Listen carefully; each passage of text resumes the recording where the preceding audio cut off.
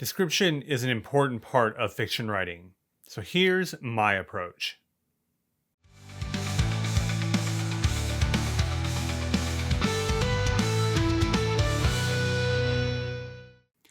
Welcome back to Writer's Theory. I'm James Winterthorn, and in this video, I want to talk about description and how we color our scenes and how to liven up our fiction and to do so in a meaningful way.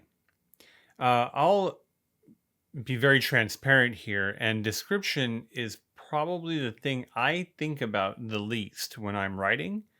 And it's an area that I don't struggle with, but that I should work on more.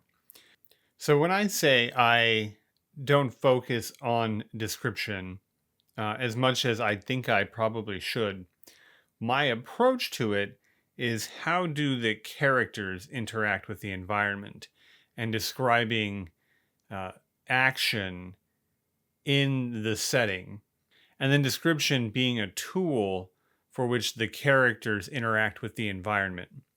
That has generally been my approach. So if I'm describing a sunset, I'm describing how a character is viewing that sunset.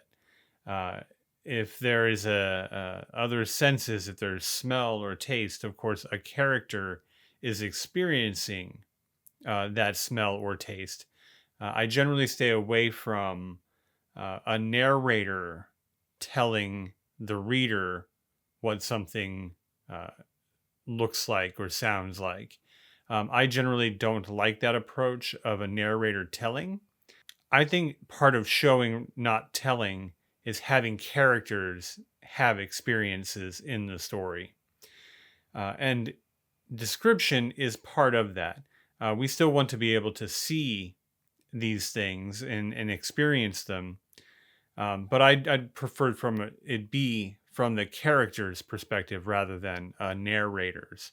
So that's generally my approach. And I look for those moments where the character intersects with the setting. Like I'm saying, the character interacts with the environment. That way it's relevant to the story, to the character's movement through the story. And I'm not stopping to write a paragraph or two paragraphs about what the place looks like. That doesn't mean that that approach isn't helpful at times, especially if we're world building and it's an unknown world. We might need to describe more, and that's okay. That's just generally not been my approach. But when it comes to describing things, here are some tips that I think are helpful for any writer. That being, first, write specifically. So we don't need a lot of adverbs. We don't need a lot of unnecessary language. We don't need this to be superfluous. We just need to get to the concrete image.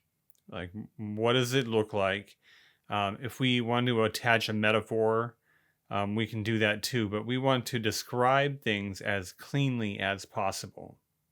An example of that being, here's what you would not want to do. The room was messy. Something better with a little more description would be, clothes clung to the ceiling fan like windblown leaves. So a little longer, but very specific. You can visualize these things, and then we have an attached metaphor that adds to the feeling and sense in the space. And when it comes to the metaphor, you can then carry that on into other descriptions or other aspects of the story. So naming things is very important. It doesn't need to be brand names.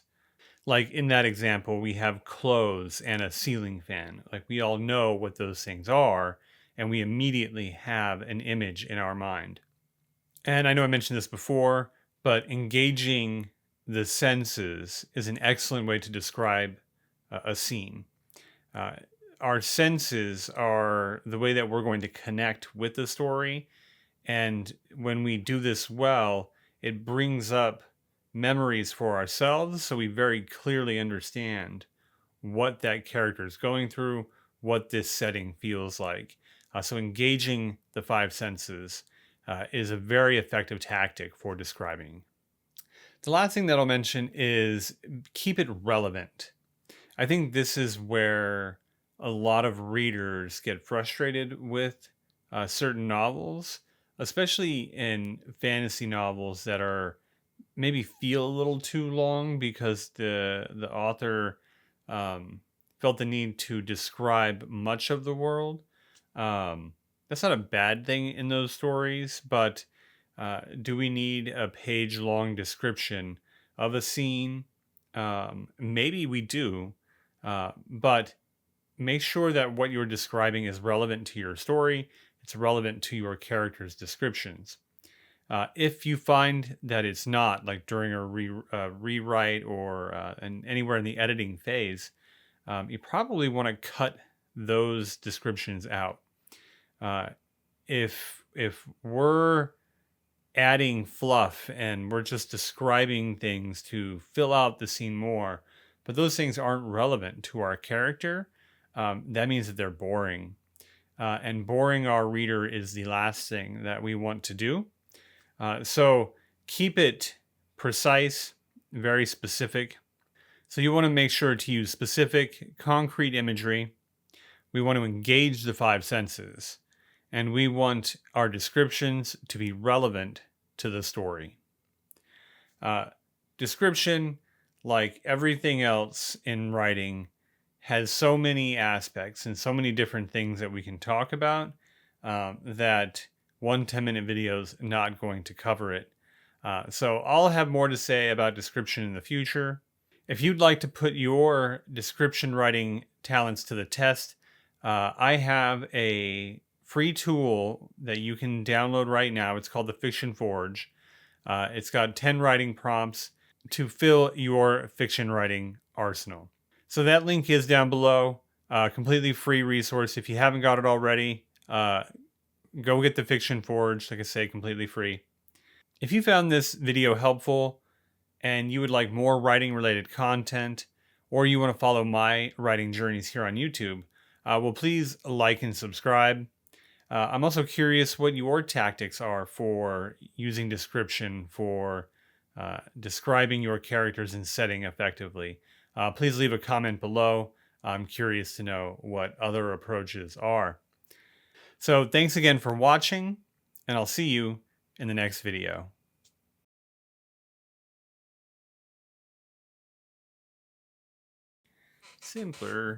Simpler is better.